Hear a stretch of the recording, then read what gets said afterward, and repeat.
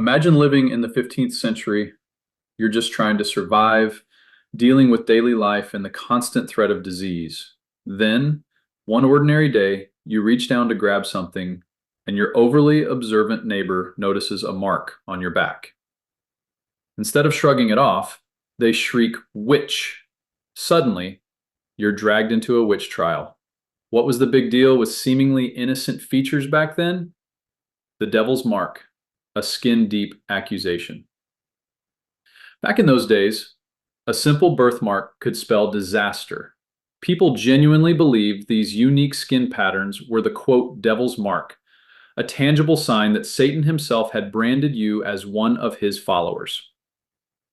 It was thought that these marks were immune to pain, imbued with dark magic. Witch hunters, looking for proof, would often jab them with needles. If you didn't flinch, you were immediately deemed a witch.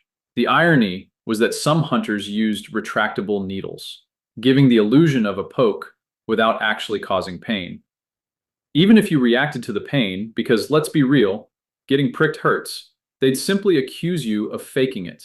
In essence, discovering a birthmark on your body in those days put you in an impossible no-win situation, often leading directly to a witch trial. Sleepwalking, wandering into trouble. In that era, superstitions ran rampant. Someone wandering around at night, eyes shut, muttering to themselves, yeah, that screamed witchcraft. They lacked the scientific understanding to say, oh, that's just Uncle Ted, he has a sleep disorder. Instead, it was more like, Uncle Ted's having a midnight chat with the devil, grab the torches. Even whispering a few words in your sleep, which is totally normal today, could seal your fate. If you so much as murmured in your sleep, you might as well have been reciting an infernal incantation. And if, by some twisted coincidence, something unfortunate happened the next day, maybe the blacksmith's horse caught a cold, who do you think the villagers would blame? Our poor Uncle Ted? So, yes, sleepwalking in the Middle Ages was incredibly risky. One moment, you're tucked in bed, dreaming of medieval feasts. The next, you're the star of the local Inquisition, whistling a dangerous tune. Believe it or not, whistling could get you into serious trouble. In certain regions, specific tunes were believed to possess particular powers. There was one melody, for example, that if whistled could supposedly conjure winds strong enough to rip your neighbor's roof clean off. Another was said to make milk curdle instantly. Honestly, if you had the power to whistle up some dark magic, you'd think you'd aim for something a bit more impactful than ruining Bertha's morning beverage. But who am I to question a witch's priorities? It wasn't just the tune, the location of your whistling mattered too. Whistling near certain trees, clearly you're having a clandestine meeting with your coven.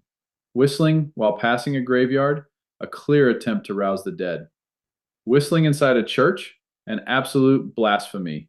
There were even beliefs that certain melodies could communicate with animals. Imagine, you're just walking along, humming to yourself, and suddenly a cow turns to look at you. Next thing you know, you're being dragged to the town square because Bessie the cow seemed a little too interested in your tune. Left-handedness, the devil's preferred hand. Since the majority of people are right-handed, left-handedness has always been a bit unusual. But during the Middle Ages, it was widely believed that the devil himself was a lefty. Naturally, if you were left-handed, people immediately suspected you of being a witch. It gets even stranger. If you were left-handed, your testimony in court was considered worthless, literally. You could be speaking the absolute truth, but they dismiss it as the devil talking. So if you're a lefty reading this, be thankful you're living in the 21st century. The worst you have to deal with is a smudged hand after writing. Yawning, an open invitation for demons. When you yawn, you open your mouth wide, right? People in the Middle Ages were convinced that a wide open mouth during a yawn was like rolling out the red carpet for demons. Yes, you heard that correctly, demons. The idea was that yawning could cause your soul to momentarily slip out, and if your soul exited, guess what could step in? Demons. There's a fascinating historical tie-in here. During the bubonic plague, people were dying rapidly, and one of the common symptoms was excessive yawning. Naturally, folks back then connected these dots in the most medieval way possible, concluding that yawning was the Grim Reaper's method of snatching souls. If you wanted to avoid becoming a demon's new abode, there was a simple solution. Every time you yawned, you had to make the sign of the cross over your mouth. It was considered a spiritual lock. Failing to do so was essentially leaving your front door wide open. And babies weren't exempt. If a baby yawned and was too young to make the sign of the cross, an adult had to do it for them. This is where it connects to witchcraft. Yawning without quickly making the cross sign was seen as a major warning sign. It was like saying either you're already in league with demons or you just don't care about these spirits hitching a ride. Owning cats. Feline companions, demonic allegations. Cats, particularly black ones, were a huge red flag in medieval times. Why? Well, they're nocturnal, a bit mysterious, and let's be honest, they sometimes gaze at you like they're plotting your demise. So when your neighbor Martha sees you with your feline friends, she's not thinking, what a lovely collection of kitties. No, Martha's rushing to the local priest, claiming you're raising an army of the devil's familiars. Next thing you know, you're facing an angry mob, trying to explain that Mr. Paws prefers chasing mice to stealing souls.